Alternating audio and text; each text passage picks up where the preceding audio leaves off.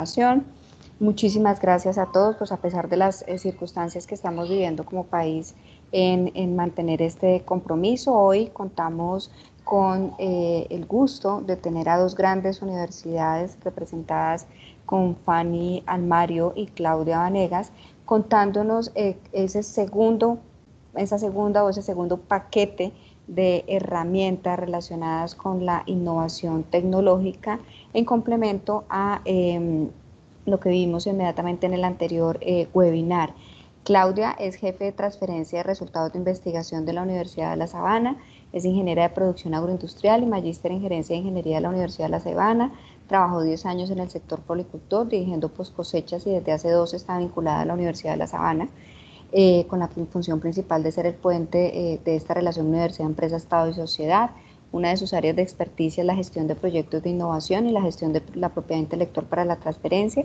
Es líder del equipo de gestores CATE y secretaria del Comité de Propiedad Intelectual. Ha participado activamente en la construcción de la nueva reglamentación de propiedad intelectual, las políticas spin-off, el protocolo de manejo de información confidencial y la política de ciencia abierta de la Universidad La Sabana. Asimismo, Fanny, directora de innovación de la Pontificia Universidad Javeriana, es microbióloga de la Universidad de los Andes, tiene un máster en química de la Universidad Nacional de Colombia, un máster en administración con énfasis en gestión de ciencia y tecnología de la Universidad de Sao Paulo. Llevó a cabo su experiencia investigativa en el Laboratorio de Investigaciones sobre la Química del Café y trabajó cerca de 13 años en Colciencias, ocupando varios cargos en las que se ha desempeñado. Hoy son pues la Dirección de Fomento y de Innovación. Actualmente, como les mencioné, se desempeña como directora de innovación. Con Claudia y Fanny los dejo en este sexto webinar, invitándolos de antemano a nuestra séptima sesión, que se va a llevar a cabo el 2 de junio, denominada Gestión del Riesgo en Proyectos de Investigación, Desarrollo e Innovación, teniendo en cuenta buenas prácticas. Con esto le doy la palabra a Claudia y a Fanny, agradeciéndoles este espacio y la posibilidad de estar con ellos en este espacio de transferencia de conocimiento.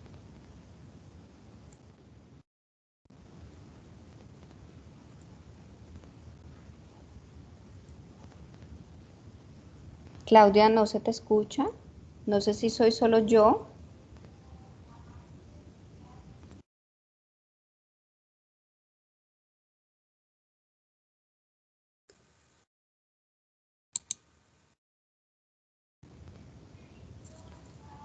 Blanca, ¿tú le escuchas a Claudia, Fanny? No, no se le escucha.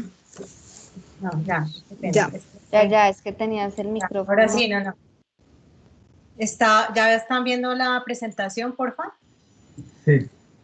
Sí, señora. Gracias. Listo, Entonces, pues Claudia. primero, muy buenas tardes. Gracias por la asistencia de hoy, que sabemos que no es fácil. Ahorita estábamos hablando con Fanny que hasta vamos a tener ruidos de fondo de la gente que está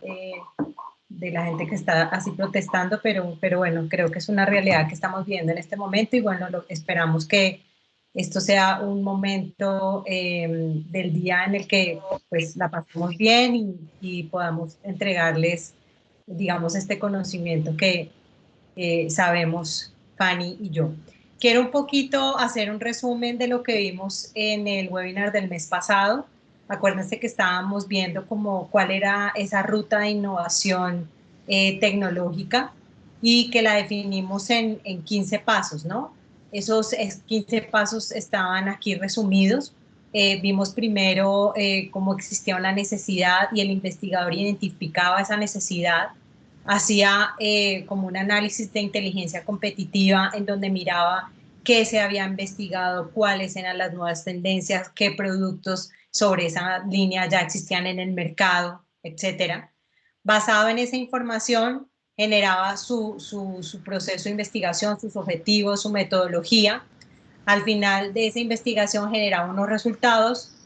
Esos resultados de investigación que podían tener ese potencial de innovación y de transferencia entraban a estas oficinas, digamos, de innovación, de transferencia de resultados de investigación, en donde eran identificados, se hacía una caracterización, se hacían determinadas evaluaciones como la evaluación de propiedad intelectual, la evaluación de desarrollo, digamos, tecnológico, la evaluación de mercados, vimos allí un tema de inteligencia competitiva.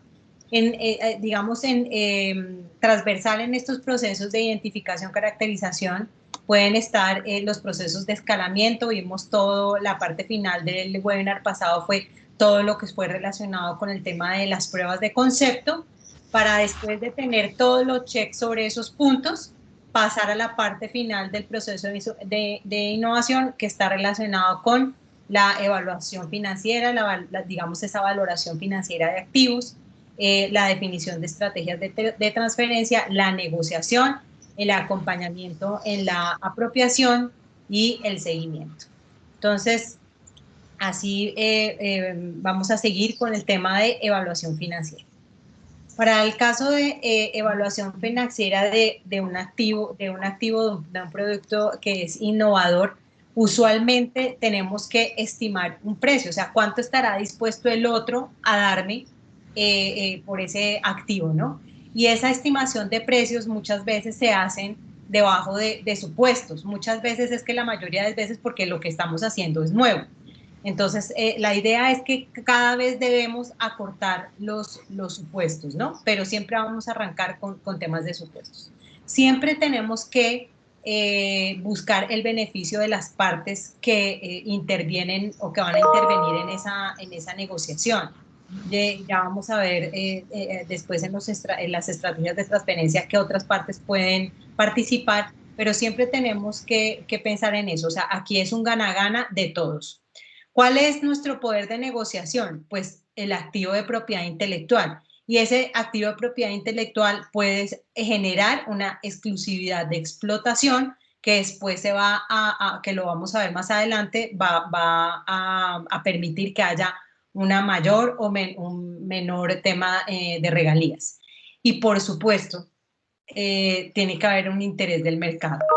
Es decir, eso es lo más importante. Acuérdense, tiene que haber hecho todos los checks de los pasos del 1 al 10 para poder nosotros llegar a una valoración financiera, y allí, mira, allí tenemos que tener en cuenta cuál es el tamaño de mercado y el tema de segmento y qué porcentaje del mercado vamos a querer tomar y todas estas cosas. Bueno.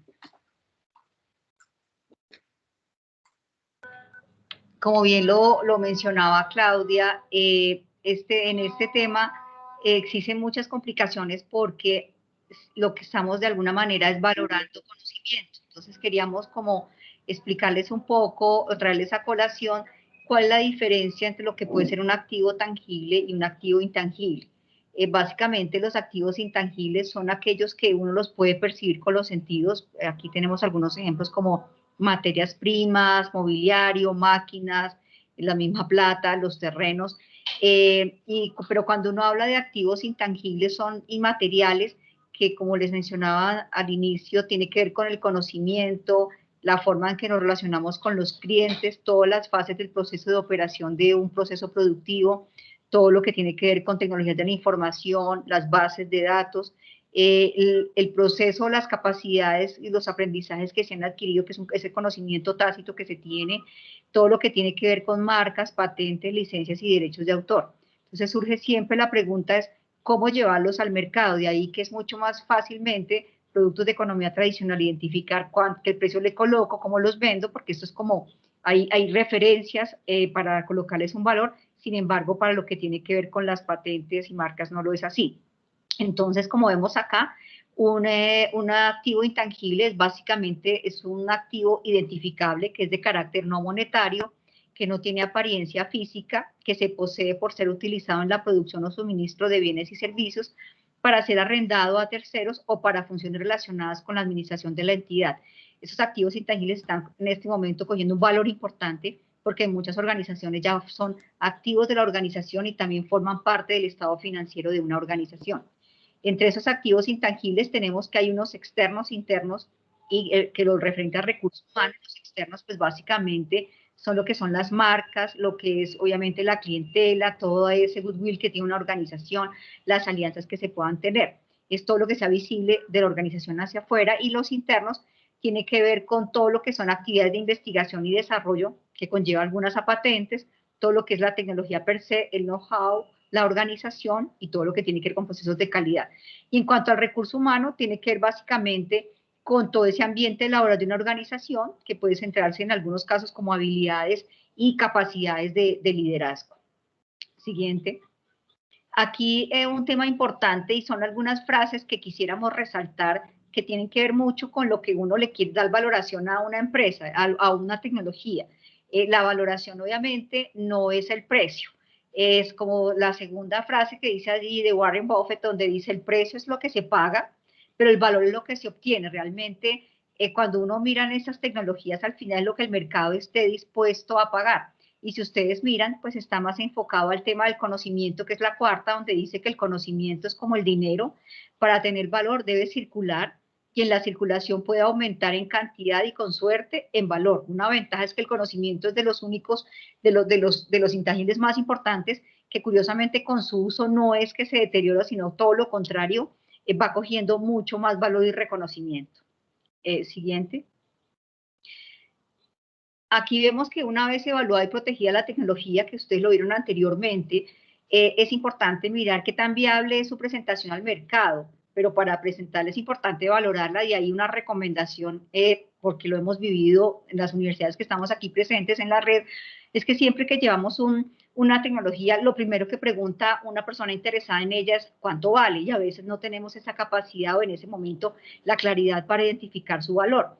Pero para poderlo hacer, aquí básicamente existen algunos como elementos o tipsitos que le permiten a uno establecer de una manera cualitativa y en algunos casos cuantitativa cómo valorar la tecnología.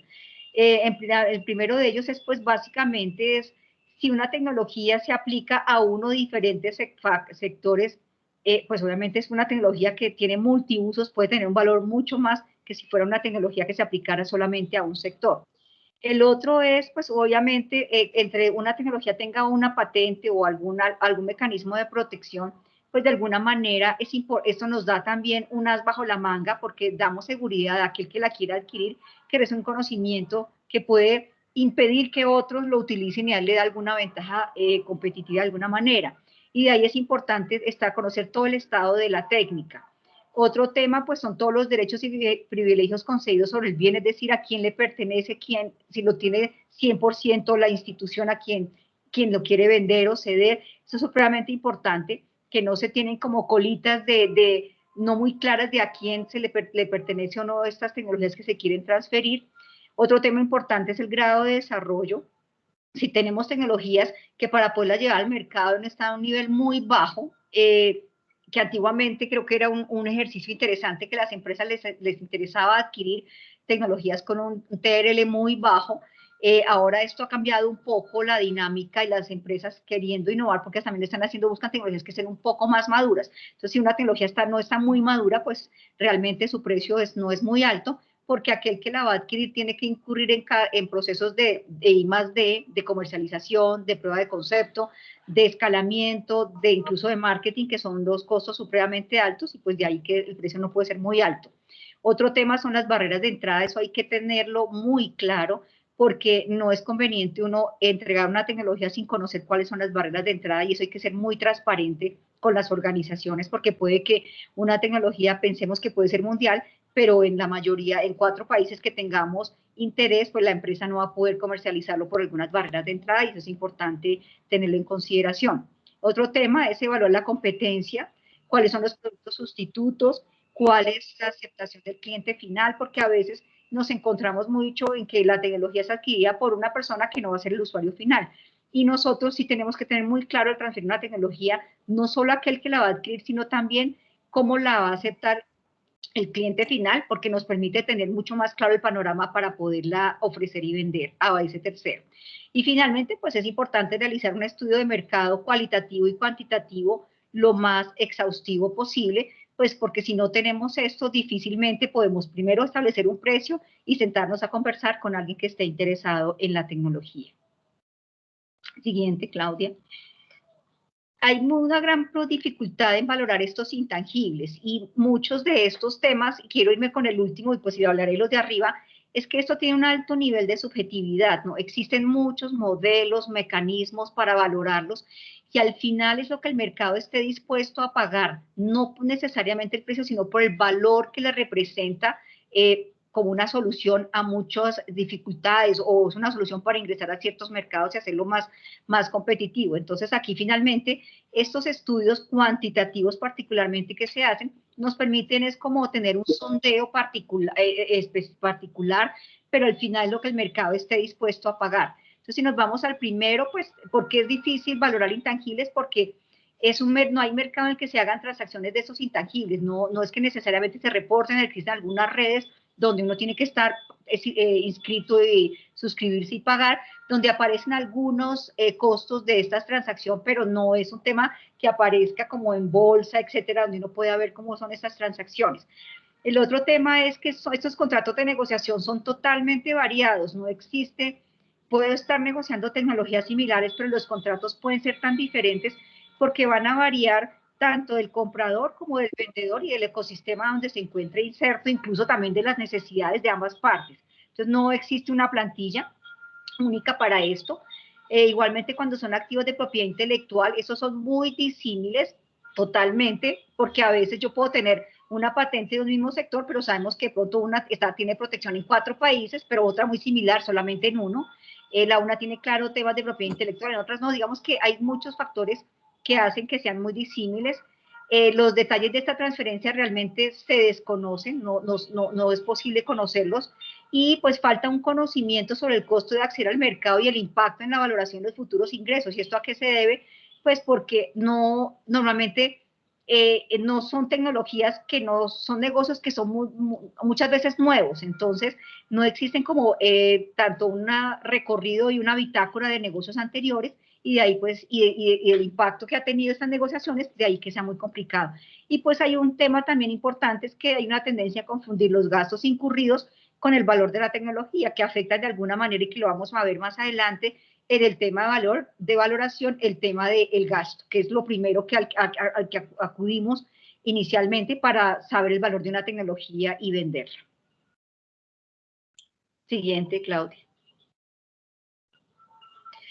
Hay una serie de metodologías para valorarlas, vuelvo y digo, estas son un poco más cualitativas, y hay unos que son, si tenemos por ejemplo una patente, hay unos parámetros para la valoración financiera de las patentes, y es como una especie de matriz que le permite a uno como establecer pros, contras, y como dar valores en una escala o de 1 a 5, de 1 a 9, de cómo uno quisiera vender una tecnología. Entonces, básicamente son cuestionarios que están enfocados a identificar el análisis del ciclo de vida de estas patentes. Hay varias preguntas relacionadas con esto, sobre la actividad innovadora incluida, si es una innovación totalmente nueva, diferente, que cuando uno mira el estado del arte son cosas que no son diferentes y que tiene una proyección de vida útil de esta tecnología mucho más larga que otras, entonces pues obviamente tiene un mayor valor.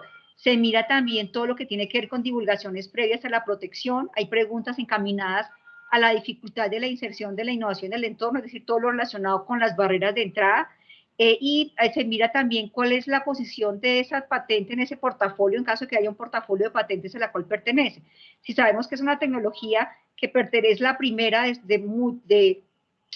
la última de 10 o 15 patentes, y si tiene un tema muy parecido a esas 10 previas, pues uno dice de pronto no es muy fuerte y no hay un diferencial si de pronto hay alguna de las anteriores que estuviera de pronto vencida y pueda volverse más pública y la gente pues identificar o tener todo el dominio de la información.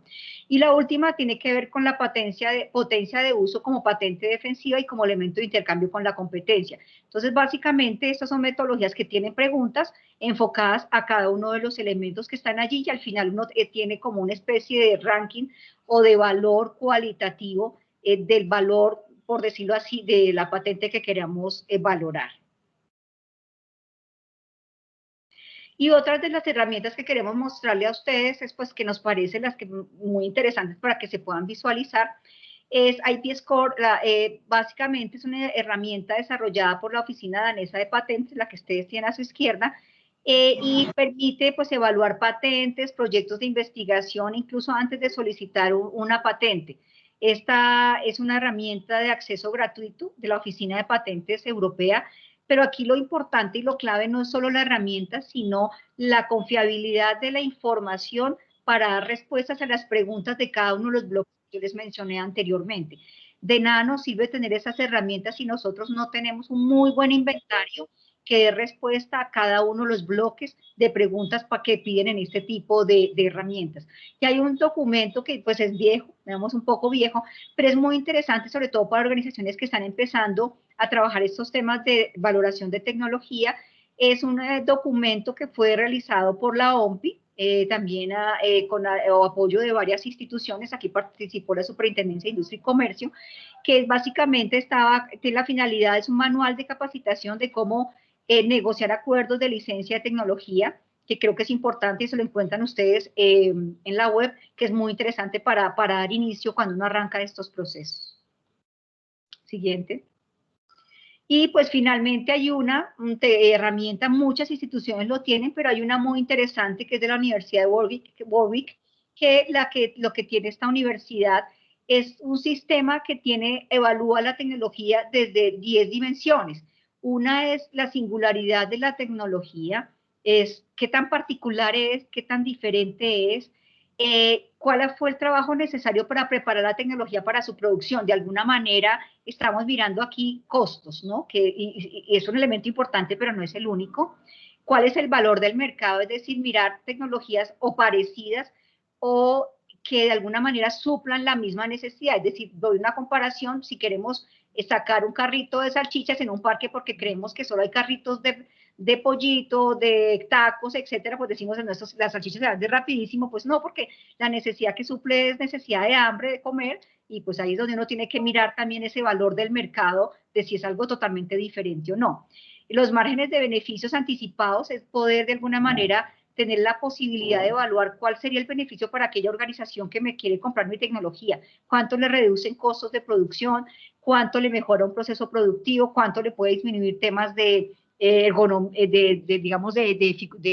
salud de los empleados en caso de que sea una tecnología relacionada con estos temas. Entonces uno tiene que hacerse el imaginario, no es el imaginario, es tener datos para poder evaluar y poder de ahí establecer, bueno, si esta empresa se beneficia en 10, se ahorra un costo de 10, pues deme a mí el 0,1%, 5%, digamos que de alguna manera eso le permite a uno establecer esos valores, la intensidad de competencia en el mercado, porque es una tecnología que realmente tiene dificultades para ingresar y va a sobrevivir muy poco en el mercado, porque tiene competidores que sacan de tecnologías mucho más rápido que la que queremos introducir, eso también afecta el valor, la ventaja competitiva del producto o servicio, es decir, qué tanto ciclo de vida tenga largo proyectado para decir que puede mantenerse un buen tiempo siendo efectivo en el mercado para lo que lo quiere la organización que lo quiere adquirir. ¿Qué tan fácil le queda al mercado acceder a esto? ¿No? Porque pues si va para unos nichos de mercado muy pocos, pues es muy, muy complicado. Otro es el conservadurismo del cliente, es decir, podemos sacar unas tecnologías un poco diferenciadas y nuevas en cuanto a su uso, pero nuestros clientes de alguna manera no son los pioneros en adoptar la tecnología y de pronto en países donde son muy tradicionales y prefieren seguir adoptando otro tipo de conocimiento, pues ahí es un poco difícil. Y eso le implica a la organización que lo quiera adquirir, pues hacer un buen trabajo de marketing. Otro tema súper importante enfocado a las universidades es el compromiso del equipo investigador que ha desarrollado la tecnología, porque sin este compromiso los investigadores difícilmente una tecnología se transfiere. Si bien existen unidades como las nuestras de las que estamos aquí formando parte de la red que apoyamos en los procesos de transferencia con personas expertas en estos temas, si el investigador, porque no estamos vendiendo medias, entonces el investigador de alguna manera es el front que tiene que contar para qué sirve, etcétera, y porque muchas de esas tecnologías se negocian es entre técnicos, no necesariamente entre gerentes. De ahí que es importante tener esto. Y la otra es la experiencia comercial del equipo. Esto es supremamente importante tenerlo en consideración porque esto le ayuda muchísimo a uno. Es decir, si sabemos que es una tecnología que no tiene el profesor que apoya, que la experiencia comercial no es muy buena, uno diría, seguro que la vendemos en 10, pero pues si nadie quiere apoyar acá y si alguien me da un peso, pues nada, hay que darla por un peso. Y a cada una de estas dimensiones, en esta metodología de la Universidad de Warwick, ellos establecen 10 dimensiones, pues se les coloca una asignación, un puntaje entre 0 a 5 en funciones, y pues ahí sale un valor cualitativo, pero igual es supremamente importante porque le permite a uno identificar pues los pasos a seguir. Gracias, Fanny. Entonces, ahora un poquito, sin que esto sea un curso de valoración, porque los cursos de valoración son mucho más profundos y son a nivel, digamos, financiero, estos son algunos métodos para la valoración de activos intangibles. Entonces tenemos aquí, les mostramos 4, que es un enfoque basado en costos, o sea, es decir, que es un poco lo que hablaba Fanny anteriormente de valorar a partir de los gastos que se ha tenido para desarrollar esta tecnología. Hay un enfoque basado en los ingresos que ustedes ven, hay una cara con estrellitas porque es el que es más usado y es el que llamamos el flujo de caja descontado. Tenemos un enfoque basado en el mercado y básicamente ese enfoque basado en el mercado es si nosotros tenemos productos pues, que sean parecidos. Esto nos funciona muchísimo, por ejemplo, cuando tenemos modelos de utilidad, que sabemos que hay productos que hay en el mercado ya así y podemos mirar qué precios hay allí. Y hay un enfoque basado en opciones que aporte la flexibilidad a los métodos basados en ingresos. O sea, es un mix allí con el tema de flujo de caja descontado.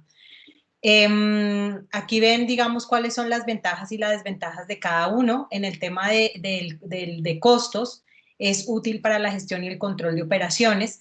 Yo les puedo decir que uno siempre en una valoración, así esté basado, digamos, en el flujo de caja descontado, uno tiene que hacer un análisis de costos, porque luego, ¿cómo sabes tú si la universidad, en este caso, en el caso de la CIES, si la universidad va a generar, digamos, unos ingresos o unas utilidades posteriores a la venta o comercialización del activo? Entonces, siempre tiene que haber un análisis allí de costos. Una desventaja es que no es útil para hacer transacciones financieras porque o bien la cuantía del costo es demasiado elevada, con la que el valor de la patente sería exagerado, o bien la cuantía del costo es demasiado baja, con lo que el valor de las patentes se subestimaría.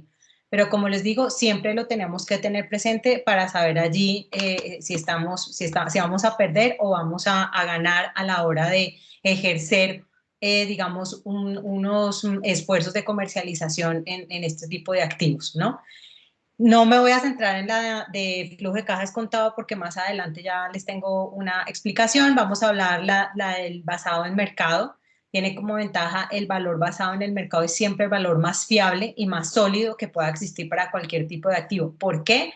Porque esto lo van a ver alrededor de toda la presentación y ya Fanny lo expuso en varias ocasiones. El problema es que es cuánto está dispuesto el mercado a darnos por. O sea, nosotros podemos valorar, nosotros podemos sacar digamos, un ideal allí en porcentajes de regalía y lo que quisiéramos, pero a la hora de sentarnos a negociar es cuánto también el otro esté dispuesto a darnos. Entonces, puede ser que esté dispuesto a darnos hasta más de lo que nosotros tenemos planteado, por eso hablamos de escenarios, o básicamente no, de eso parte la negociación. ¿Cuál es la desventaja? No es fácil recopilar datos de patentes ya comercializadas, cada patente es única y también se une un poco a lo que Fanny decía de que, digamos, la información que hay alrededor de la comercialización de patentes pues no es muy abierta. En el enfoque basado en opciones, como ventajas permite determinar el valor de la tecnología patentada desde las primeras etapas de investigación y desarrollo del producto, y como desventaja es que requiere un control económico minucioso en todas las etapas de la I+D. Esto es una mezcla entre el enfoque basado en costos y el de flujo de caja descontado, y como les digo, este es, digamos, es una muy buena opción porque siempre hay que tener los costos allí, digamos, presentes. Aquí hay unos métodos de valoración. Esta es una tabla que por cada, digamos, activo, si se puede decir así, que ustedes ven a la izquierda, hay unos métodos de valoración basados en la tabla anterior. Con esto, pues ustedes se dan cuenta que el más usado es el del tema del flujo de caja descontado, el que en la tabla se llama ingresos. El secundario es el mercado y básicamente el mercado es cuando tenemos productos en los cuales podemos asociar allí un costo y de últimas estará el tema del costo. ¿Qué pasa con el enfoque basado en ingresos o el flujo de caja descontado? Entonces, vamos a empezar a dar tips de lo que nosotros necesitamos a la hora de una valoración. No podemos llegar a una valoración financiera si no tenemos datos de mercado. Y por eso hablamos la vez pasada con el tema de inteligencia competitiva, y hoy también lo mencionó como necesidades a la hora de valorar Fanny. Necesitamos conocer, tenemos que tener un estudio de mercados que nos diga cuál es el tamaño de mercado, cuál es nuestro segmento de mercado, ¿no? Porque de ahí nosotros vamos a agregar un porcentaje o vamos a tomar un porcentaje que luego vamos a tener que considerar en lo que son las ventas.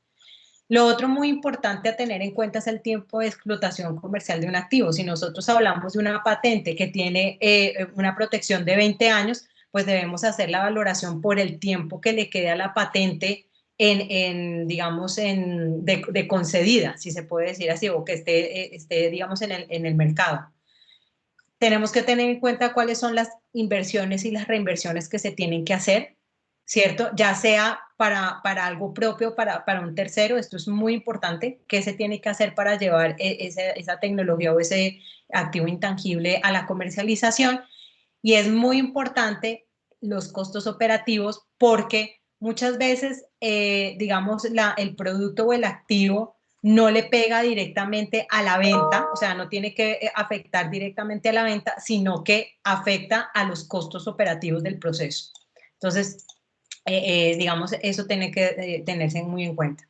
En el enfoque basado en ingresos o flujo de caja descontado, siempre vamos a ver una diferencia entre los ingresos esperados y los costos esperados en cada momento del tiempo. Esto es un flujo que se hace a través de los años. Siempre la variable de respuesta obtenido es el valor presente neto, y ese valor presente neto requiere que nosotros tengamos unos datos, como lo son la tasa de descuento de retorno que contempla el sector en el que va a operar el activo. Eso normalmente lo encontramos siempre en cifras del DANE, por ejemplo. El porcentaje de regalías lo determinamos sobre el valor presente neto, y lo determinamos en escenarios que, como les decía yo, beneficien a las partes. Entonces les voy a poner un ejemplo. Si yo lo veo solo desde el punto de vista de la universidad, entonces yo diría que mi ideal sería tener un valor presente neto, obviamente en ambos casos, que tiene que ser superior a 0, pero que significa que yo me voy a tomar un 8% de las regalías sobre las ventas del producto. Estoy hablando de un ejemplo. Y eso es un escenario maravilloso para la universidad, y así queda. Pero cuando yo cojo ese escenario fabuloso para la universidad y se lo meto al flujo de caja de la empresa, el flujo de caja en el que operaría la empresa con este activo, puede ser que yo vea que el BPN de ellos es negativo. En tal caso, eso no serviría, eso no es un negocio gana-gana. Por lo tanto, siempre se debe evaluar en los dos escenarios, en el escenario de la universidad y en el escenario de donde va, digamos, a funcionar en el flujo de caja, en el que va a funcionar el activo. Usualmente, digamos que acostumbramos a generar escenarios, un escenario optimista, un real y uno pesimista. En ningún caso estos escenarios pueden ser dañinos o ir en contra del tercero, si se puede decir así, pero es lo que nos va a permitir, digamos, negociar. Y ya en la negociación ya vamos a hablar de los límites infranqueables, del escenario ideal y demás, porque allí se aplica mucho este tema de las regalías. Y el beneficio, como les decía ahora, puede ser calculado basado en los ingresos, pero también sobre los ahorros. Nosotros en los temas de transferencia hemos aprendido de las buenas prácticas que nos han enseñado el ejemplo de otros, de que uno nunca debe generar un porcentaje de regalías sobre utilidades. Esa es una mala práctica, porque a veces en las utilidades se generan allí unos costos de operación que pueden afectar siempre los ingresos al final. Entonces, siempre la recomendación es que los porcentajes de regalías se cobren sobre las ventas o sobre los ahorros digamos, del proceso, si así se determina. Entonces, ¿qué pasa? Y era lo que hablaba ahorita Fanny al final.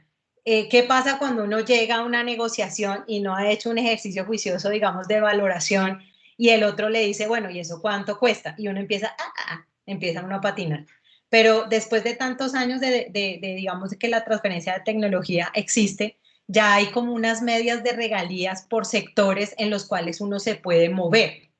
Entonces, ustedes lo ven allí a la izquierda, por ejemplo, en la industria de automóviles, de computadores, y cómo hay un mínimo de royalties y un máximo de royalties. Obviamente, cuando uno dice de 1 a 15, pues está muy grande el tema de las regalías, pero ya después, como les digo, uno determina los escenarios y puede empezar a moverse en el flujo de caja con estos porcentajes de regalías.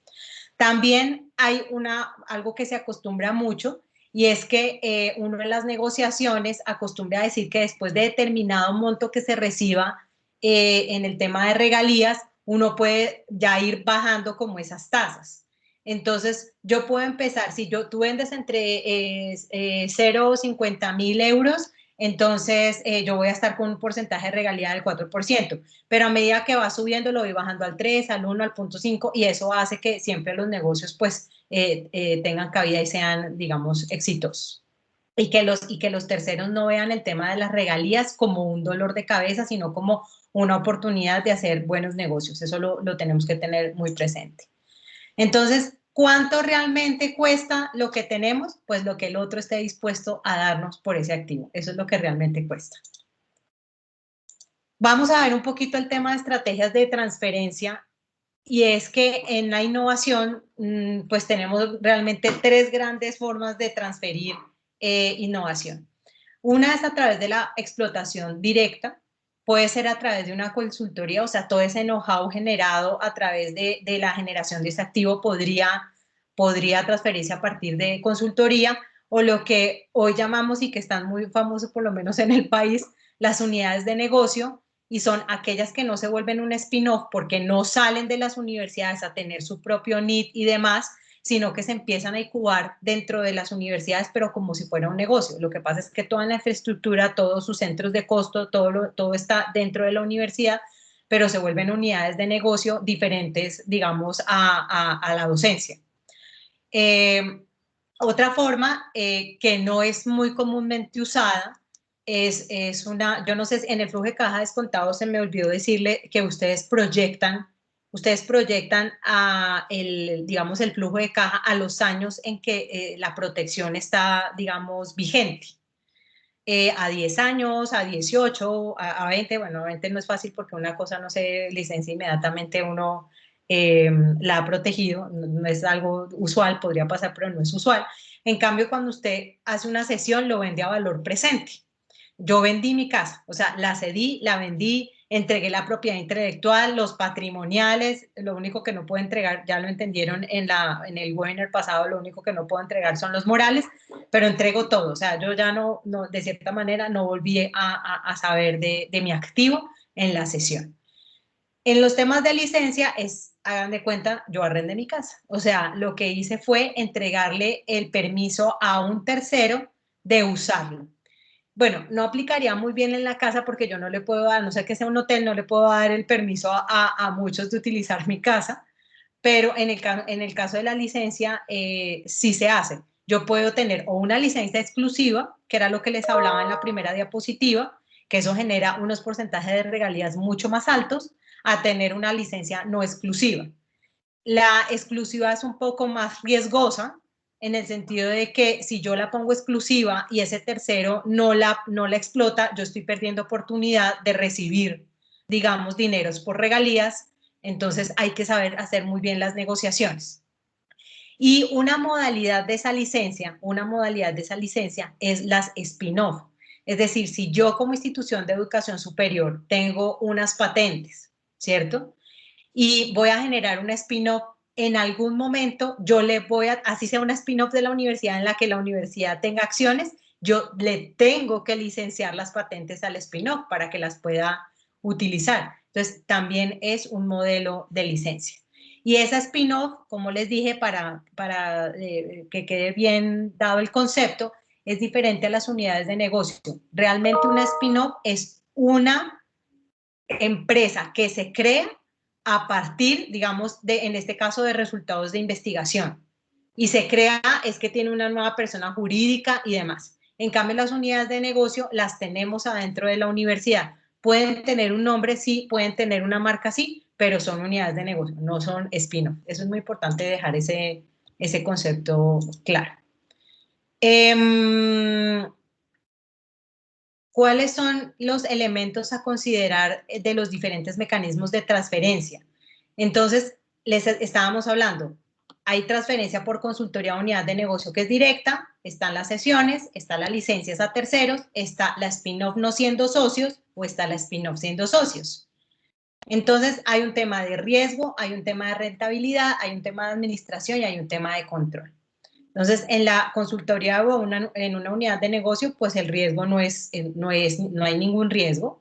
Podemos tener rentabilidad mediana alta, la administración es alta, es de la universidad, además tenemos que hacer toda la gestión, digamos, operativa allí para la consultoría y tenemos alto control.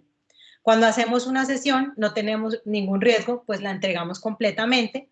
La rentabilidad es baja, mediana, comparado de pronto con hacer una licencia o una spin-off, además porque recibimos el valor, digamos que el precio valorado en ese momento y no a 20 años. No tenemos nada de administración porque ya la cedimos y evidentemente no tenemos ningún control. En el tema de la licencia a terceros, tenemos un riesgo mediano, la rentabilidad puede ser de baja a mediana, tenemos poca administración, digamos que tendríamos administración como tal de la propiedad intelectual, porque la propiedad intelectual sigue siendo nuestra, a pesar de que se licencie, pero en las negociaciones de la licencia, por ejemplo, podemos compartir gastos en el tema de la administración de la gestión de la propiedad intelectual. Y en el tema de control, pues también tenemos mediano alto, tenemos socios y pues ya los socios también pueden opinar. Una spin-off no siendo socio, el riesgo es bajo a mediano. Acuérdense que le vamos a licenciar al tercero.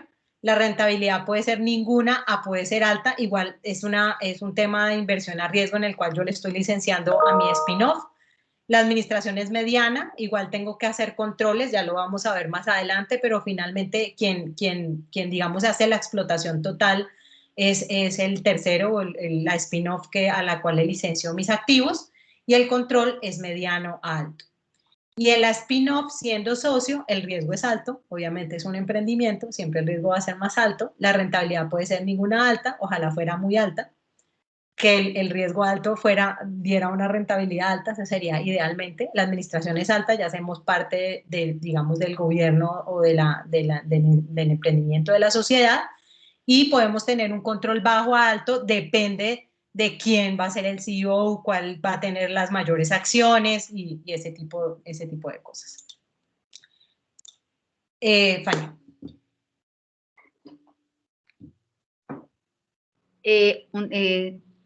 Viendo lo expuesto por Claudia, en este tipo de situaciones no hay, vuelvo y les digo, un manual o una cartilla para dónde dirigirse, porque también hay un elemento que es importante y es también la directriz y la política de la institución si quiere licenciar, ceder o crear spin-off. Algunas instituciones prefieren no ceder por aquello de que o la tecnología se desarrolló gracias a un proyecto del Estado, y si cedemos una tecnología y algún día hay una pandemia y que nosotros hubiéramos cedido una vacuna y no la piden a nosotros, wow, ¿qué hacemos? No, es que ya se lo di a esta empresa y no se la puede devolver. Digamos que cuando son sobre todo tecnologías desarrolladas con recursos del Estado, la cesión es un poco más compleja, porque si bien el Estado permite que a las universidades hacer la explotación comercial, el tema de la cesión, dependiendo de la tecnología, puede complicarnos la vida en un futuro si esa tecnología se vuelve vigente para el país frente a alguna situación de orden nacional. El tema de la licencia obviamente va a depender de muchos elementos, pues ¿por qué? Porque de alguna manera una licencia le permite a uno tener plata prontamente, la spin-off es tener plata un poco más lejos, pero puede ser mayor cantidad. Entonces aquí lo que queríamos presentarles a ustedes es un poco por a dónde nos podemos ir, qué elementos considerar, y vuelvo y les digo, esto es muy cualitativo, pero también hay muchos elementos institucionales que también van a definir cuál de las tres opciones queremos tomar. Hay que mirar, por ejemplo, qué tanto potencial tiene con el mercado. Digamos, si tiene un gran potencial con el mercado, pues uno dice, bueno, de pronto es mucho más fácil crear una empresa porque pues va a durar, va a ser vigente, No vamos a crear una empresa solamente para un solo producto también, porque pues empresas con un solo producto es muy difícil. Entonces, pues de ahí que es importante mirar este tema del potencial de mercado para decidir si la licenciamos o creamos spin-off. El otro es el estado de madurez, y que sea consistente. Podemos tener tecnologías supremamente buenas con un potencial de retorno bárbaro, pero resulta que se quieren inversiones iniciales supremamente más altas que lo que podría ser el retorno si quisiéramos crear una empresa, pero si hay una empresa interesada en asumir esos riesgos de las fases subsiguientes, pues la mejor decisión es licenciar la tecnología. El otro es si se cuenta con un grado de protección adecuado, patente, secreto industrial, entre otros. Eso es supremamente importante tenerlo en consideración y eso es vital tanto para la una como para la otra. Y también, pues, si las cosas no son muy claras, también cómo asumimos el riesgo, digamos, y eso tiene que ser muy claro porque ya sea una licencia o un spin-off, si no tenemos esto muy claro y aparece un tercero diciendo que participó, que esto es de él y no se tiene claro, pues podemos tener problemas con cualquier organización, que ya sea que se hubiera licenciado o la nueva empresa que hubieran querido crear el grupo de investigación o para crear una spin-off.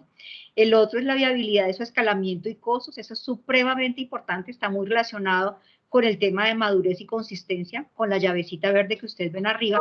¿Por qué? Porque si es muy costosa una tecnología y la inversión, difícilmente universidades como las nuestras vamos a tener la posibilidad de asumir los costos de escalamiento. Entonces, de ahí que uno dice, pues es mejor licenciarla y no ponerle todo ese peso a una spin-off que si su retorno siempre es lento, si tuviéramos que hacer inversiones mucho más altas, es más complicado. Además, ¿por qué? Porque la spin-off tendría que buscar recursos de inversión para establecer, hacer este tema de escalamiento y entrar a solicitar inversiones de millones de dólares a un inversionista es muy difícil. Es más fácil seguir haciendo actividades de investigación y desarrollo financiados por el Estado y ahí sí montar la empresa o licenciarlo a aquella organización que quiera asumir los costos. Otro es el tiempo de maduración para llevarlo al mercado. Eso es un tema de urgencia de los retornos que uno quisiera. Si sabemos que se demora un poco la tecnología para llevarla al mercado, y no tenemos problemas de flujo de caja, pues listo, no hay problema, creemos una spin-off. Pero si es un tema de tener la plata en mano, como dicen pájaro en mano, pues es mejor mirar el tema del licenciamiento. El otro tema es el grado de innovación que incorpora el conocimiento o tecnología. Si son temas que son fácilmente copiables, pues uno dice, uy, es mejor licenciémosla, pero por si vamos a motivar a crear una empresa que puede ser sostenible un par de años, que no tiene toda la inversión para generar nuevos desarrollos, pues fácilmente ella podrá ser reducida si viene una empresa como competidora que hace actividades de innovación y desarrollo mucho más rápidamente y pues no tiene esta nueva spin-off pues la capacidad de responder. Otros son los retornos esperados y momentos en los que se esperan. Como decía Claudia anteriormente, una spin-off es una decisión bastante importante, es una decisión de largo plazo donde los retornos van a ser mucho, el riesgo es mucho más alto, pero los retornos son mucho más altos, solo que son más demorados. En el caso de licencia es un retorno mucho más, más rápido, donde pues siempre igual así sea uno coloca en una negociación, así sea un upfront payment, pues al menos se tiene algo de ingreso, es decir, un pago digamos, es pague por ver, cuando uno licencia algo, decir, listo, nos sentamos, pero pues para darte el resto, al menos me pagas hoy 10 pesos, y después miramos las regalías que puedan tener, hay un retorno esperado inmediato. Otro tema son los aliados estratégicos, si no contamos con quién aliarnos, con quién escalar, con quién generar todo un proceso productivo, toda una cadena de valor, obtener proveedores claros y demás, pues es muy difícil montar una spin-off. Es mejor dejárselo a estas organizaciones que quieran montarlo y hacerlo. Y pues otro tema es el rol del equipo emprendedor, pues porque esto es supremamente importante, porque va a ser el centro y el eje de toda una iniciativa empresarial, donde obviamente si se quiere buscar eso hay que evaluar que no solo esté conformado por investigadores, sino también por personas que ojalá consultores o aliados estratégicos de otras instituciones que quieran sacar esto adelante. Entonces, eso si se deja esto en cabeza de una única persona y no de un equipo, pues difícilmente existe la posibilidad de montar una spin-off y de ahí la mejor decisión es licenciamiento de la tecnología. Aquí hay algunos ejemplos de cómo, de licenciamiento o de acciones que se siguen después de cómo vender una tecnología o sacarla adelante. Tenemos dos, una de software y una de productos biológicos. En el caso de software, pues algunas veces uno licencia todo el paquete, es decir, que le entrego todo a la organización, pero normalmente, y lo hemos visto por experiencia, estos software no están totalmente maduros cuando los tenemos directamente. ¿Por qué? Porque nosotros tenemos el desarrollo, pero se requiere alguien que haga el mantenimiento, servicio al cliente, que no lo tenemos en las instituciones. Y una de las cosas más viables son dos. Una es entregarle como está y ya, usted sí lo sigue mejorando, se encarga del servicio al cliente, etcétera. Pero hay otra forma en que las instituciones también lo podemos hacer, es lo que se llama licencia de desarrollador, es decir, que aquí no cedemos todo el conocimiento, sino que básicamente es que la universidad licencia los derechos de uso y modificación del software, pero donde la institución conserva la titularidad sobre esos derechos, así como la propiedad intelectual del software en general. Aquí uno tiene que mirar muchas cosas en esta negociación para darle valor y cómo negociar. Para darle valor, pues obviamente hay que mirar aquí costos, cuánto nos costó el desarrollo, el costo de oportunidad, cuál es el ahorro a la organización, si se requiere o no asistencia técnica, que incluso uno puede hacer este tipo de licencia, pero muchas veces las universidades pueden seguir, entre comillas, cobrando una asistencia técnica o incluso negociando la generación de nuevos desarrollos de este software e entregárselos a esta organización a quien se le ha licenciado. Entonces, pues es una forma de mantener una relación muy interesante, gana-gana para las partes, donde la empresa madura la tecnología, pero cuando ve que está quedada en el mercado y requiere innovar, pues la universidad puede seguir trabajando en esta tecnología, en este software, genera nuevas versiones y pues la empresa pues queda contenta también porque va a seguir vigente en el mercado. Y el tema, pues hay que establecer un valor importante para negociar. Aquí, pues básicamente, y lo importante, como ustedes vieron en la tabla, el tema de software, las regalías al principio son bastante altas. Y uno se pregunta, ¿pero por qué son bastante altas?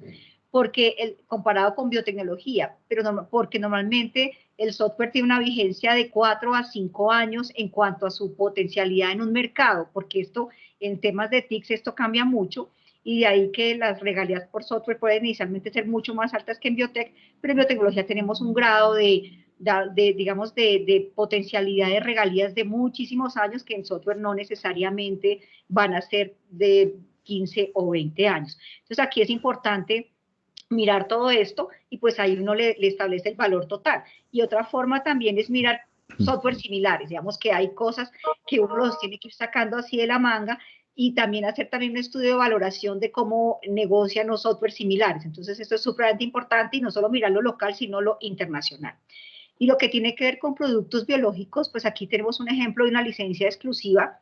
Difícilmente una organización en el área de biotecnología va a crear una licencia no exclusiva. Eso es muy difícil porque el mercado primero es muy competitivo y segundo porque aquella organización que quiera llevar los productos derivados de biotecnología al mercado requieren inversiones muy grandes y requieren inversionistas. Y una forma de negociar esta persona o quien no tenga con inversionistas futuros, nadie le va a dar plata a alguien que le diga, yo tengo esta patente, podemos generar estos desarrollos, pero resulta que la licencia que me dieron, el préstamo que me dieron no es exclusivo. Entonces sabemos que pues cualquier otro, puede venir otra persona con mayor capacidad de inversión y de producción y pues obviamente va a empezar a competir. Entonces normalmente en productos biológicos normalmente se dan estas licencias exclusivas y lo que uno puede hacer es o a nivel mundial o establecerlo por países, pero en casos que hemos visto, a veces es recomendable arrancar a nivel mundial. ¿Qué elementos uno considera cuando hace este tipo de licencias exclusivas? Obviamente, igual que la anterior, ¿cuánto nos costó el desarrollo? Hay que valorar el tiempo de inversiones para salir al mercado y eso de alguna manera lo da el flujo de caja libre descontado para saber soñar, ¿no? Así sea en el papel, cuánto se requiere de inversión para sacar fase 1, fase 2, lo que queramos hacer con estos productos biológicos, cuánto tiempo dura para tener al menos un punto de equilibrio y cuánto puede haber un retorno. Eso es importante tenerlo. Otro tema importante son los ingresos futuros para la venta de los productos, pues eso es importante porque si yo quiero tener un 10% de regalías sobre 100 pesos, no es lo mismo tener un 10% de regalías sobre 100 que un 10% de regalías sobre 1000. Ahí yo puedo estar castigando, si el ingreso es 100 y yo pido un 10%, estoy castigando, quitándole oxígeno a aquel que quiera sacar la tecnología al mercado. Entonces uno también tiene que en eso conciliar mucho también, y las regalías, si bien existen esos franjas que mostraba Claudia, muchas veces uno tiene que ceder un poco, pero uno puede establecer condiciones. Si vemos que usted ha superado tal etapa, a partir de tal año ya vamos a pedir no 2, sino 3. Entonces, digamos que esas son cosas en las negociaciones que hay que hacerlo. El otro, pues hay que mirar si hay existencia de patentes, de know-how o secreto industrial, eso es supremamente importante, y sobre todo el know-how es supremamente importante, porque a veces nosotros le damos valor a la patente, pero se nos olvida que alrededor de la patente hay un conocimiento tácito y un saber y unas metodologías que a veces nos olvidamos desglosar en un proceso de transferencia. La persona no solo recibe una patente, sino que recibe muchas más cosas a quien le queremos transferir, y esto hay que sumarlo para darle obviamente el valor. Otro tema es el mercado. Si es un nicho de mercado muy pequeño, si es un nicho de mercado con un gran potencial, eso es importantísimo. Hay que mirar el promedio de regalías a percibir según el sector. Esto, como lo decía Claudia, es súper importante, pero eso es un indicativo como para arrancar la negociación, pero no necesariamente significa que deba ser ese el valor. Y otro tema son los aliados involucrados y el nivel de participación. Eso es súper importante porque nos da una garantía y una tranquilidad en el sentido en que la tecnología va a ser explotada. Si bien existe, y ante estas situaciones, pues, ¿qué debemos hacer desde quien está licenciando? Es, si yo te transfiero esto, la idea es que tú lo explotes, pero si vemos, pero entonces, ¿qué uno tiene que hacer? Pues establecerle un fee anual mínimo que tenga que entregarnos, así lo explote o no, y eso hace que también las personas se muevan, y establecer límites. Si uno ve que después de 2 o 3 años no ha ocurrido nada, pues sencillamente es devolución otra vez de la tecnología para empezarla a mover en otros ámbitos. Entonces, todo eso nos permite de alguna manera mirar procesos de negociación y nos permite también, obviamente, previamente establecer un valor que, vuelvo y les digo, es muy subjetivo, pero nos da muchas luces de qué precio, de qué valor, más allá del precio, le queremos dar a la tecnología que queremos transferir.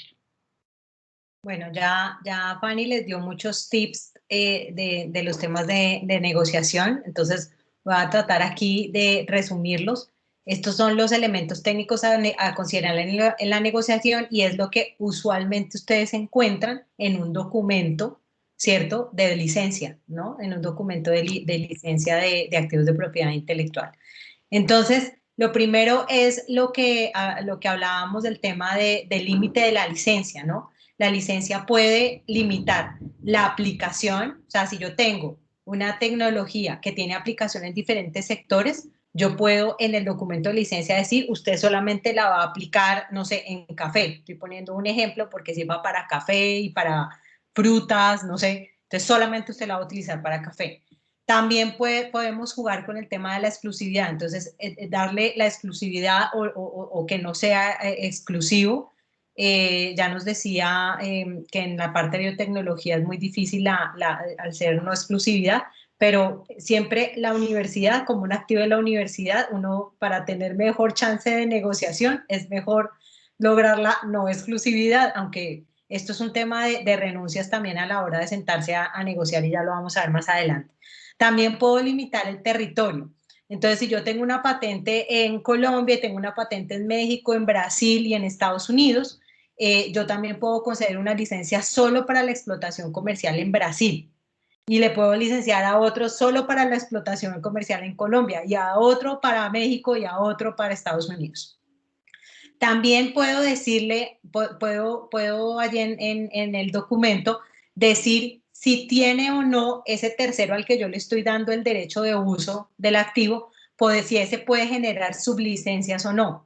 O sea, también le puedo permitir la sublicencia. Obviamente, si ese tercero sublicencia, a nosotros nos tiene que llegar nuestro porcentaje de regalías, igual. Pero entonces también puedo definir allí si le doy ese permiso o no. El tiempo de la licencia normalmente estará estipulado al tiempo de protección de ese activo intangible. Pasa, como lo decía Fanny hace poco, que se generan patentes que lo que hacen es como renovar, eso pasa también mucho como en la industria farmacéutica, que con una renuevan y renuevan y renuevan, mejoran para que no vayan perdiendo como la protección digamos, de ese activo. Entonces, bueno, allí esos tiempos de licencia están definidos por el tema de protección. ¿Cómo va a ser la gestión de derechos de propiedad intelectual? Si yo como universidad sigo con los derechos, digamos, patrimoniales, y por eso me pagan mis regalías, solamente yo voy a pagar la propiedad intelectual o la empresa voy a ponerla que asuma un porcentaje o todo el pago de los derechos de propiedad intelectual. Entonces, a eso lo pactamos allí. Se pueden dar los cambios de titularidad de los activos, eso puede llegar a pasar, y entonces allí tiene que haber una cláusula que nos cuide de esos cambios de titularidad, que se avisen, que, en fin.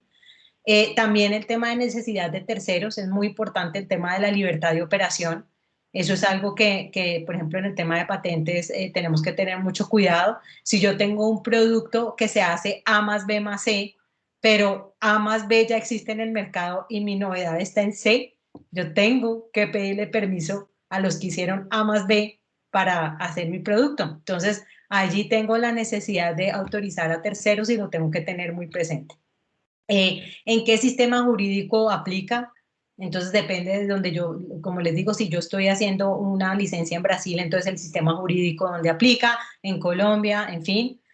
¿Qué pasa? Porque eso sí que puede pasar, que en el escalamiento y en la comercialización o digamos en la apropiación se generen mejoras. ¿Qué pasa con la propiedad intelectual de esas mejoras? Debemos negociarlo, porque muy seguramente al tercero que le estamos dejando, si tiene un aporte, y seguro que sí, en esas mejoras, pues va a querer un porcentaje allí de los nuevos derechos de propiedad intelectual. ¿Cómo se pierde la licencia? Y entonces allí es muy importante lo que decía Fanny ahora. ¿Cómo pierdes una licencia? Si tú en 3 años no has vendido nada, pues pierdes la licencia, porque estamos perdiendo la oportunidad de que otros sí la exploten. Entonces hay que fijar unas condiciones allí de pérdidas de licencia. ¿Cómo aseguramos el éxito de la comercialización? Entonces, por ejemplo, yo he visto acuerdos en los que el plan digamos, de mercadeo y comercialización del producto que se va a sacar es presentado en el marco de esa licencia, como, pues eso no asegura, pero sí sirve para uno enterarse de ellos cómo tienen planeado sacar el producto al mercado, ¿no? Cómo es la estrategia y demás. Entonces, eso también puede quedar allí. Las garantías que se van a pedir. Siempre ustedes saben que en este tipo de convenios hay un tema de garantías. ¿Cómo vamos a regular el seguimiento? Esto vamos a hacer unas auditorías, lo vamos a ver más adelante. En el tema de los pagos, es súper importante el tema de los pagos. Yo puedo tener un upfront payment que les hablaba Fanny ahora, y es el tema de decirle, bueno, nos vamos a relacionar, pero para relacionarnos y empezar a trabajar con ustedes me van a pagar tanto. O el otro que es el pago mínimo aplica cuando yo ya hago el corte al año, usted empieza a vender. Yo en mis flujos de caja vi que usted podía vender, no sé, 100 millones de pesos al año.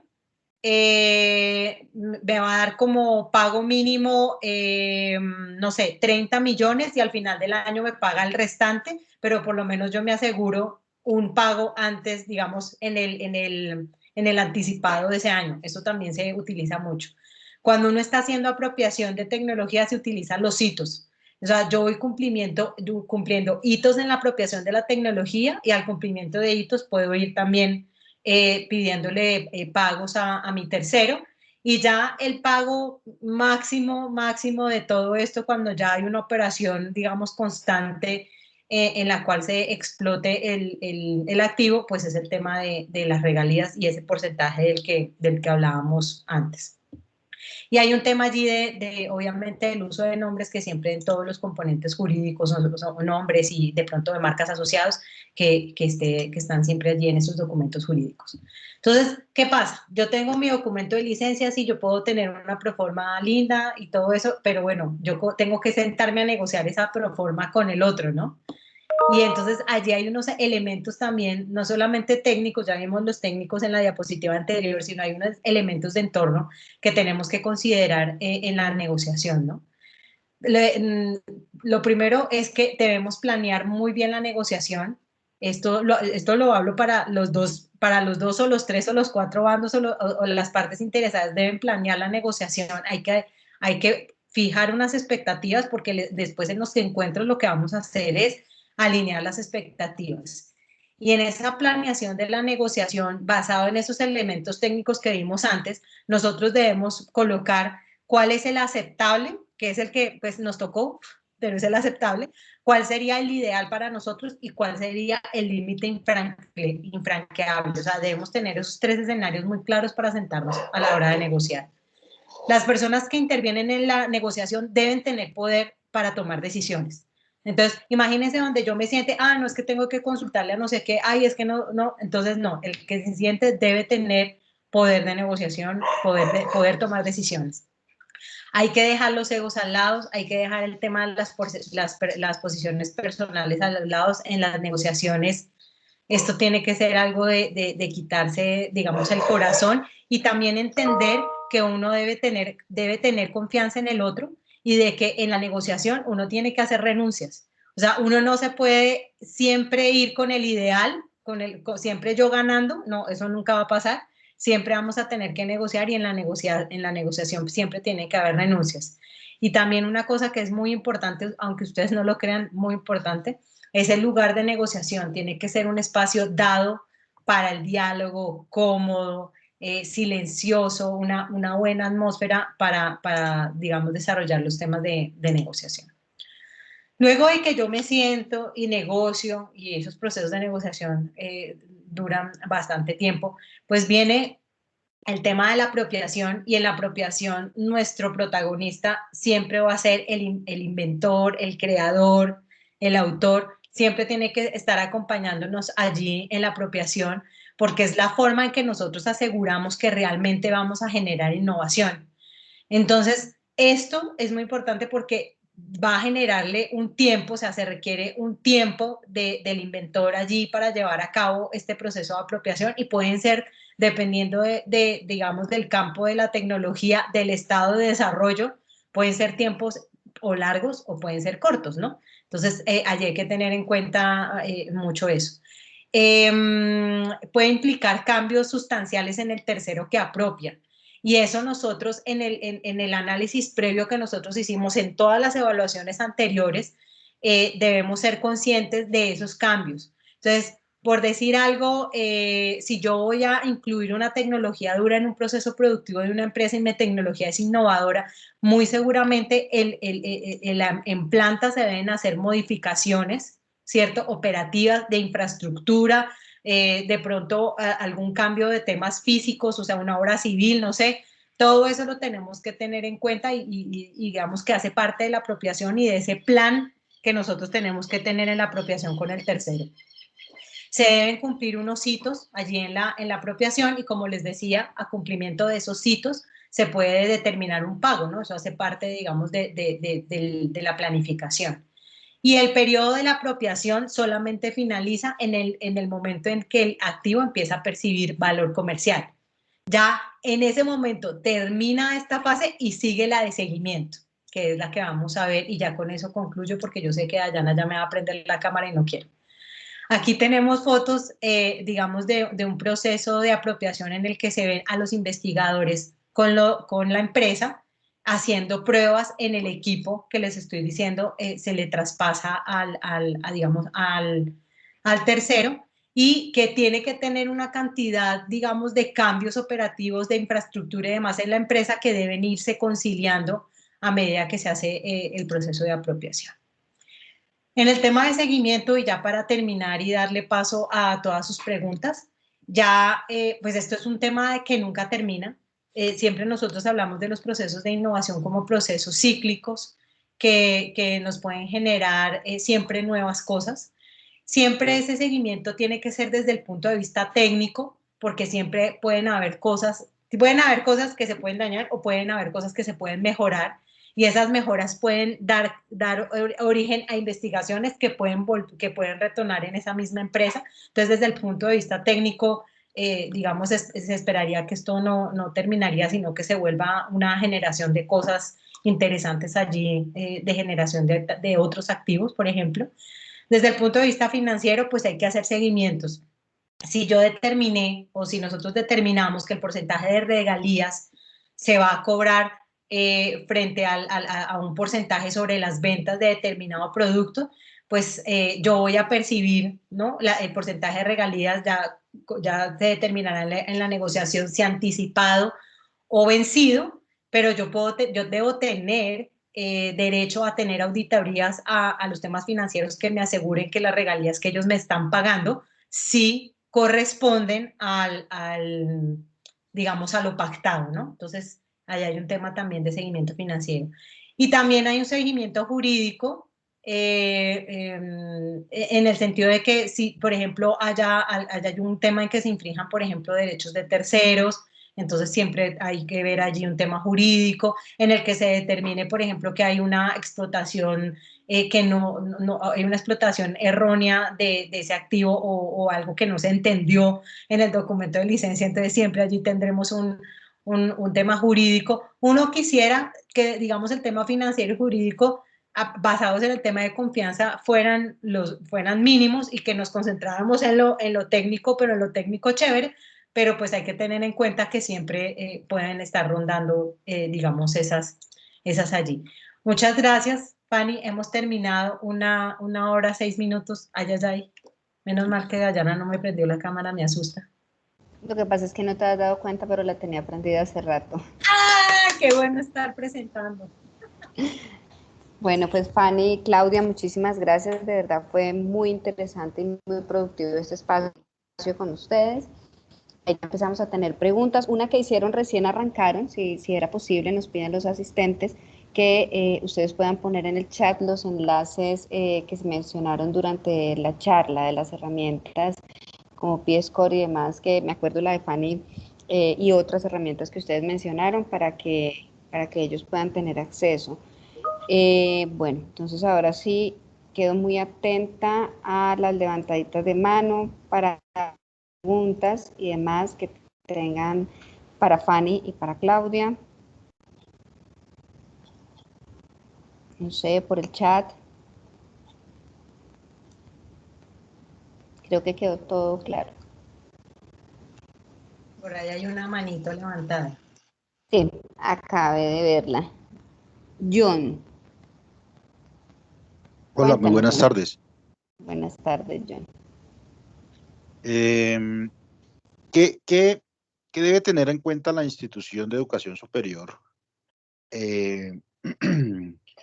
Si un coautor o un aliado con el cual se desarrolle una investigación y se obtengan unos resultados que son susceptibles de proteger,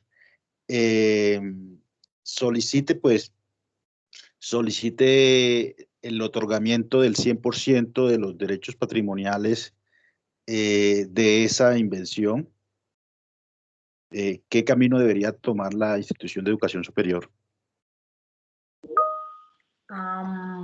Voy a tratar de aclarar la pregunta, a ver si la entendimos bien, Fanny y yo. Tú desarrollaste con otra persona un activo protegible por la propiedad intelectual. Y ese tercero lo que hizo fue protegerlo solo a su nombre, ¿es así? No, pues yo soy institución de educación superior o yo soy un centro de investigación y mi call o mi misionalidad no es comercializar, sino formar, ¿sí? Pero yo tengo alianzas con terceros, con empresas, con instituciones que se encargan de la comercialización. En ese licenciamiento al cual hacían ustedes mención, yo otorgo el 100% de los derechos patrimoniales o qué camino debo tomar. Cuando otorgas el 100% de los derechos patrimoniales es porque cedes, haces cesión. Lo que veíamos en las estrategias de transferencia, haces cesión y en el momento que haces cesión, pues ya, entregaste los derechos patrimoniales y vendiste la casa, acuérdate, ya, no vuelves a saber de eso. Porque hablaban pues de un ejemplo de entregar la vacuna y después estar arrepentido, ¿sí? Es que, Ani, dale. Lo que pasa es que depende cómo se quiera negociar. Uno no entrega nada gratis y cuando uno dice gratis no es necesariamente que haya un ingreso cash, sino que tienen que haber otros retornos para la institución que lo generó.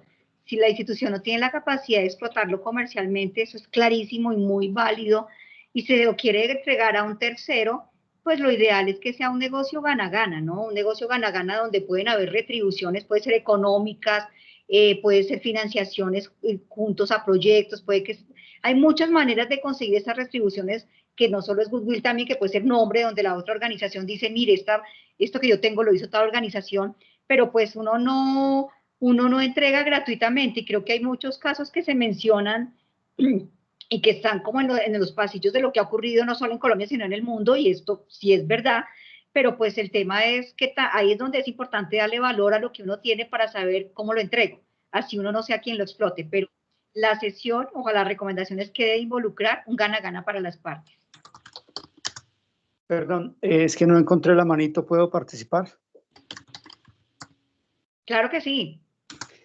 Es que tengo una pregunta muy parecida a la del compañero, una inquietud. Lo que pasa es que nosotros como centro de formación en el SENA hicimos una alianza con una empresa, pero la idea inclusive de ese proyecto, de desarrollar ese proyecto, fue el de la empresa. Solo que nosotros desarrollamos el proyecto, dijo, mire, yo quiero un diseño de este tipo para solucionar un problema, ¿sí? En el proyecto el proyecto se desarrolló y hay un diseño industrial. Entonces, ya al finalizar, ahorita la empresa dice, listo, nosotros trabajamos, esa empresa participó activamente durante el desarrollo. Ahora nos dice, nosotros queremos considerar la posibilidad de ese diseño, llevarlo al mercado. Entonces necesitamos exclusividad, 100% de la cesión de los derechos. Eso creo que es el caso, entonces no sé si eso es posible, agregando lo siguiente. Hay una empresa adicional que se sumó como apoyo, pero la empresa dijo, no, yo solo quería apoyar, es una idea excelente, yo no pido ningún derecho. O sea, realmente hay dos empresas, pero solo una de ellas pidió los derechos del 100%. Ahí cómo se procede, pues la verdad, yo lo que entiendo es que al SENA a uno no le interesa ningún derecho de ese tipo, sino ayudar pues al empresario a que se creen de pronto unidades productivas. Entonces, creo que es la misma inquietud, ahí cómo se procede. Fanny, yo quiero empezar porque, y es un consejo que les doy a todos, me gustaría que estuviera Cristian acá, que nos dio el módulo de propiedad intelectual en el webinar pasado, pero cuando uno hace relacionamiento de este tipo con terceros, uno debe tener o dejar las reglas del juego listas desde el principio. Entonces, uno debería tener, cuando tú me hablas de eso y entonces nos unimos varios para hacer y resultó, yo me imagino un convenio de coinvestigación conjunta, así lo llamamos en la universidad, en las otras universidades pueden llamarlo de otra manera, que es de relacionamiento entre varias partes, y esos convenios de coinvestigación conjuntas tienen cláusulas de propiedad intelectual previa, que es muy importante tener en cuenta. Uno con que llega puede tener ya activos con los que uno llegue a ser parte del proyecto. Todo lo que pasa con la titularidad, qué va a pasar si se generan activos de propiedad intelectual, cómo se va a revisar el tema de las titularidades, cómo se va a gestionar la propiedad intelectual posterior, la confidencialidad, el tema de divulgación, que son tan importantes cuando hay activos de propiedad intelectual. Entonces, ¿por qué te digo esto? Porque si usaras la práctica de este tipo de convenios, allí el mismo convenio, el mismo acuerdo te debería dar esas respuestas. El SENA tiene un tema diferente, pero yo sé que lo han venido trabajando en las políticas de propiedad intelectual, porque yo puedo tener una idea, pero una idea no se vuelve un activo con valor hasta que no se materializa. Entonces, la empresa puede tener la idea, pero si lo materializa el SENA, pues entonces, o tú me estás diciendo que en la materialización participaron todos, pues simplemente la titularidad del activo pues debería ser de todos los que hicieron parte en la generación intelectual del mismo, ¿sí? Y asimismo, entonces uno después ve cómo va la titularidad moral y cómo va la titularidad patrimonial, y ahí empieza el tema de las licencias. Cuando yo comparto titularidad con un tercero, es decir, voy a poner solo a dos para que el ejemplo sea fácil. Cuando yo tengo la universidad y me junté con una empresa y tenemos titularidad compartida, determinamos, por ejemplo, por los aportes financieros en especie y en efectivo, y la titularidad me da a la universidad 50 y a la empresa 50, ¿cierto? Y en la negociación se define que está claro que el tercero quiere explotar lo suyo, pero yo, mi 50% de la universidad, yo decido qué hacer con ese 50%. Entonces yo en la negociación con el empresario le digo, listo, yo te voy a licenciar de forma exclusiva mi 50%, ¿de acuerdo? O sea, yo tengo que negociar con ese tercero mi 50%.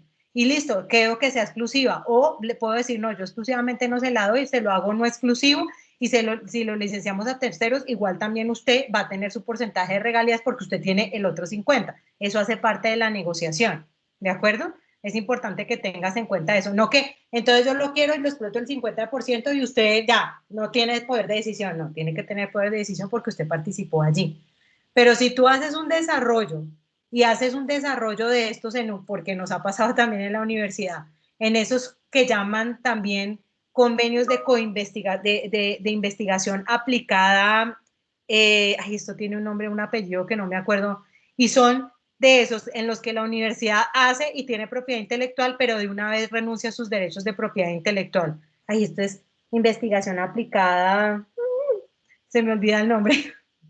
Pero en el mismo contrato ya te dicen que tú renuncias a la propiedad intelectual y que todos los patrimoniales de los resultados van a ser de la empresa. Y lo pactaste desde un principio. Entonces, uno ahí normalmente como institución de educación superior, ¿qué hace? Pues que cobra margen, ¿cierto? O sea, se cobra de cierta manera el trabajo colocándole un margen y no yéndose en un proyecto a costos, como usualmente lo hacen las universidades cuando hacen proyectos de investigación.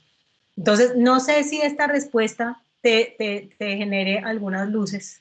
Claro, yo quería complementar es frente a una situación real donde ya no es ex ante que se está recomendando, es que si bien el SENA tiene una política establecida en no interés en el tema de la explotación comercial, yo creo que está ahora, porque eso es algo que seguramente el SENA lo está pensando para cambiar, hay una situación ahí un poco compleja donde el SENA sí debería resolverlo, y es el papel de la institución que dijo que no tenía interés.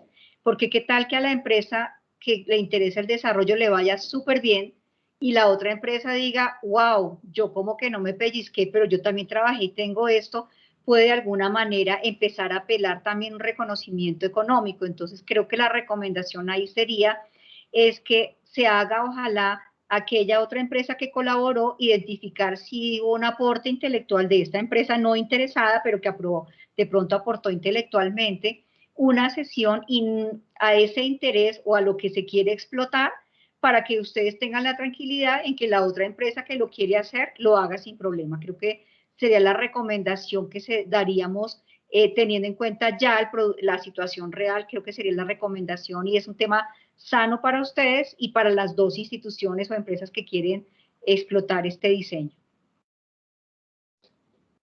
Eso es muy cierto, Fanny. Yo tengo un ejemplo, a mí me pasó eso, del tema de uno que dijo no quiero nada ni nada y luego terminó pidiendo de todo. Entonces, la sesión de... Somos amigos mañana y por la plata baila el perro. Qué pena, pero pues eso es una realidad en nuestros países. Entonces, pues, yo vi una manito además levantada de uno de mis profesores, Guido, pero no sé si se fue, igual yo no sé si se arrepintió y luego la bajó.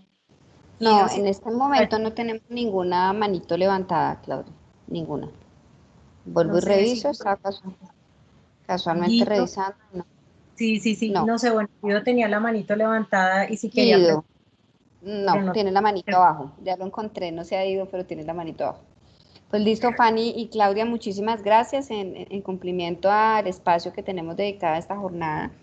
Pues damos por terminado el webinar número 6, los esperamos el próximo miércoles 2 de junio a las 4 de la tarde para nuestro webinar número 7, gestión del riesgo en proyectos de I+D+I, teniendo en cuenta buenas prácticas. Muchísimas gracias por su asistencia, a pesar de todo lo que estamos viviendo, este tipo de espacio le sirve a uno como para desconectarse y para seguir construyendo país desde la academia. Entonces, muchísimas gracias a todos, Fanny, Claudia, de verdad fue un placer haberlas escuchado desde su experiencia, con toda esa caja de herramientas que nos dieron durante estos 2 webinars relacionados con ruta de innovación tecnológica, para la innovación tecnológica. Muchísimas gracias a los asistentes, muchísimas gracias al equipo logístico que está apoyando este proceso. Que tengan muy buen final de tarde. Muchas gracias también a ustedes. Estén muy bien. Hasta luego. Gracias. Muchas gracias por su ayuda. Ya.